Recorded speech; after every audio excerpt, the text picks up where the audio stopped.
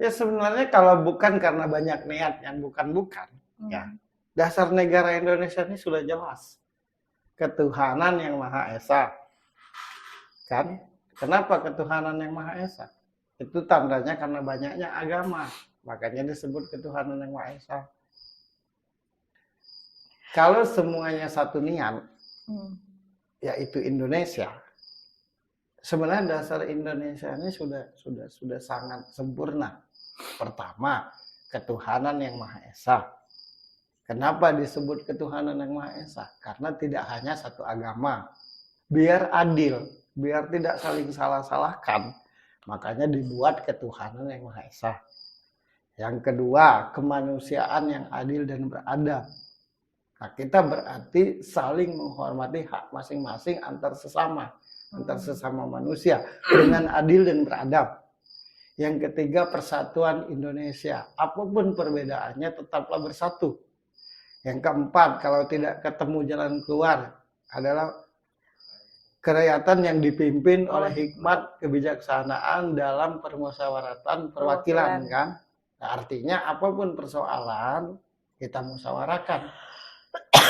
Yang kelima, keadilan sosial bagi seluruh rakyat Indonesia. Berarti semua yang namanya rakyat Indonesia ini dalam segala hal, dalam mendapatkan segala hal, berposisi segala hal, semuanya itu adil.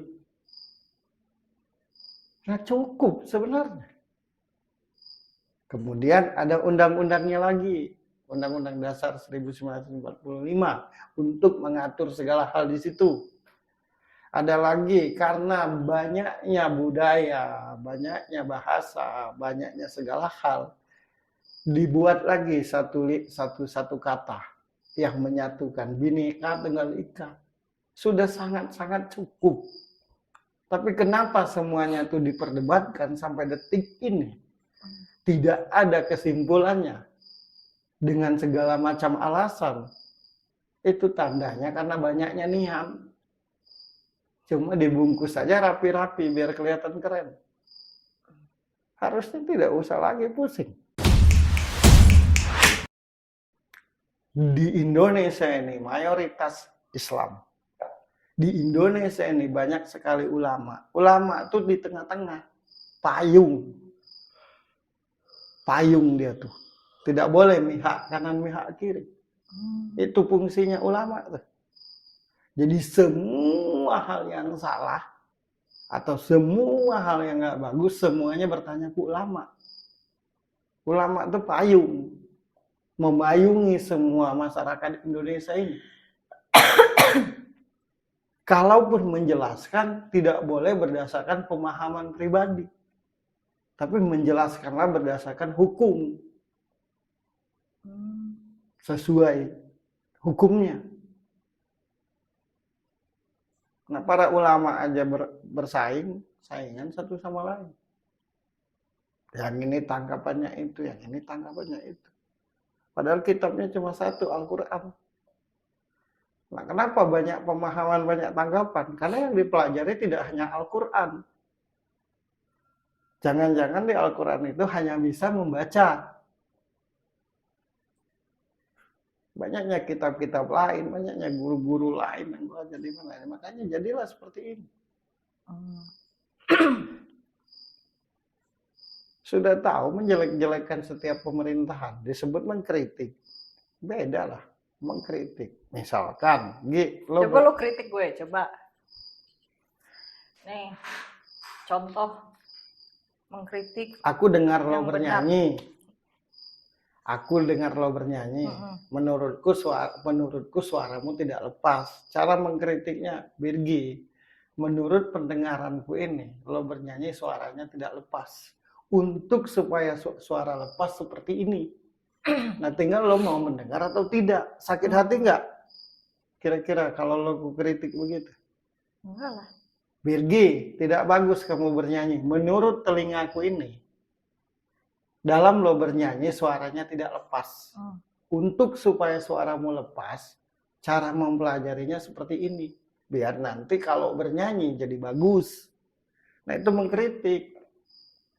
Tapi kalau menyalahkan kalau gimana? menyalahkan, nggak usah lah nyanyi, nggak pantas lo tuh nyanyi. Kurang ini, kurang itu, kurang anu, kurang semua. Sementara aku tidak memberikan solusi. Nah itu yang dianggap pengkritik di Indonesia ini. Itu pencela, bukan pengkritik. Orang-orang yang ngeritik mutlak adanya bertanggung jawab untuk memberikan solusi. Jangan hanya melemparkan opini, melemparkan asumsi yang membuat orang jadi akhirnya yang ini pro ke sana, yang ini pro ke sini. Emang suka di Indonesia ini melempar kail. Selalu berbahasa abu-abu. Tidak berbahasa jelas. Selalu abu-abu kalau berkata tuh.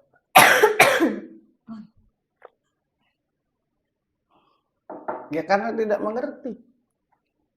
Contohnya ya Rocky Gerung, apapun salah. Apapun salah.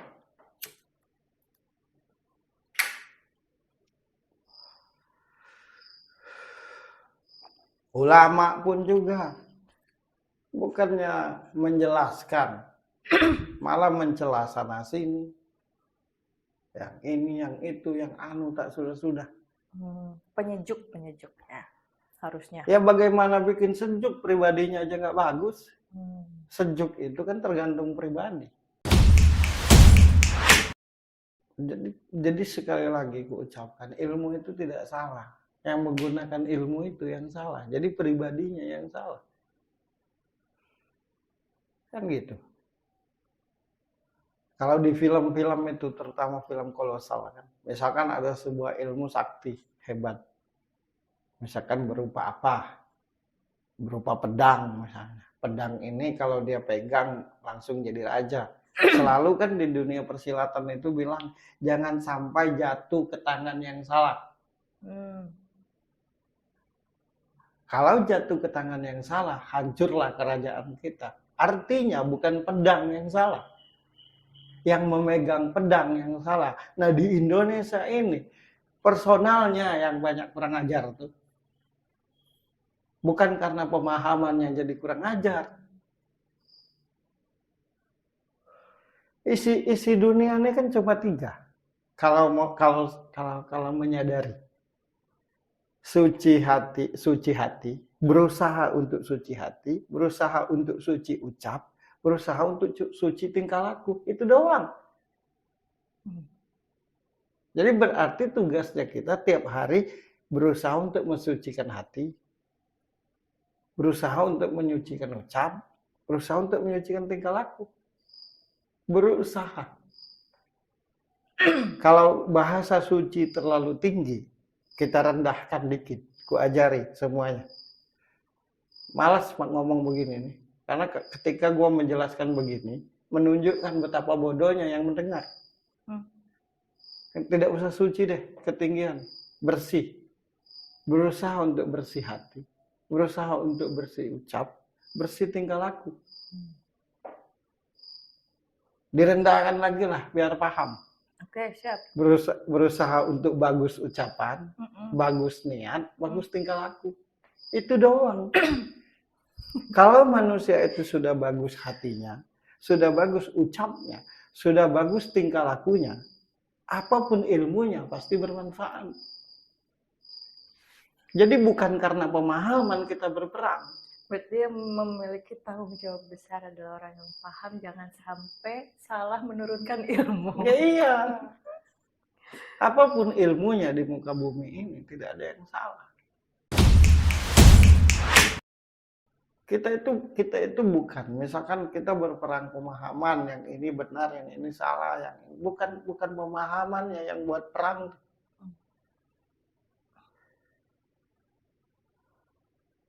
Contohnya kalau di Islam saja.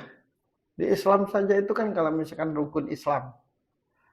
Syahadat, sholat, berpuasa, sodako, pergi haji. Itu aja. Tapi penjelasannya nggak udah-udah. Nah bagaimana semua orang yang paham agama terutama Islam, melaksanakan yang 5 ini dengan benar-benar. Setiap saat umat Islam ini sholat 5 waktu. Beserta yang kalau wajibnya kan 5, yang sunatnya banyak. Bagaimana semua umat Islam ini setelah bersyahadat sholat, bagaimana setelah sholat tuh berpuasa dengan benar-benar, bagaimana setelah puasa bersedekah, atau bersedekah dulu baru puasa, dan yang terakhir adalah pergi haji. Kan gitu. Terus di situ ada rukun iman, percaya kepada hari akhir, percaya kepada malaikat-malaikat. Nah, gimana menanamkan itu?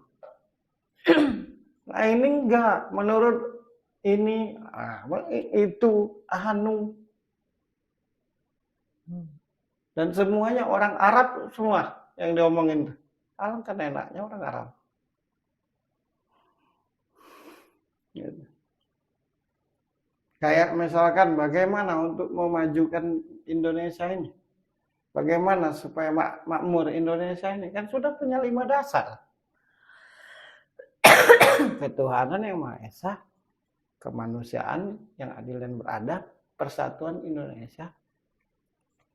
Nih, kenapa segala sesuatu yang sederhana malah susah dilakukan gitu?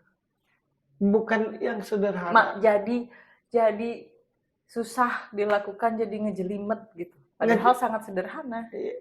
Bukan kesederhanaan itu yang salah. Yang menyampaikan untuk sederhana itu yang jahat. Jadi kembali lagi ke pribadinya. Oke. Segala sesuatu itu jadi sulit, segala sesuatu itu jadi ngejelimet, segala sesuatu itu jadi berantakan, segala sesuatu itu jadi menjadikan perpecahan, segala sesuatu itu menjadikan perbedaan, dan akhirnya ribut. Itu disebabkan oleh personal, oleh pribadi masing-masing. Ilmu itu akan baik kalau berada di tangan orang baik. Ilmu itu akan jadi jahat kalau berada di pribadi yang jahat. Jadi pribadinya bukan pemahamannya. Jadi salah kalau orang bilang bahwa pemahamanmu yang menyesatkan. Bukanlah. Masa kita diatur kata-kata? Manusia diatur tulisan. Kan lucunya. Sementara manusia itu sendiri yang bikin tulisan. Tapi kok diatur tulisan hidup tuh? Lucu kan? Jadi personalnya.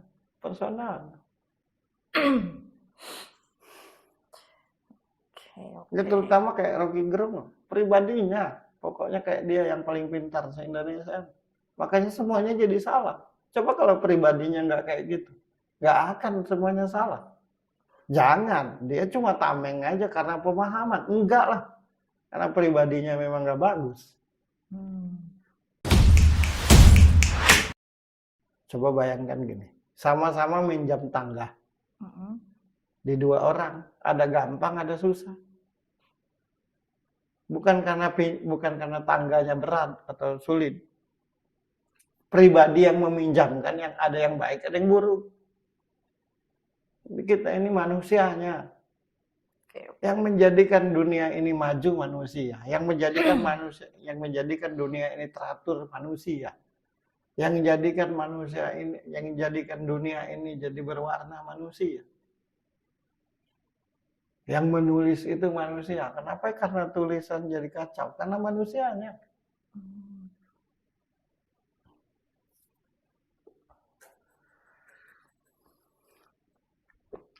Semua orang-orang yang bikin kekacauan di Indonesia ini, sekali lagi bukan karena ilmu dan pemahamannya, karena memang pribadinya nggak bagus.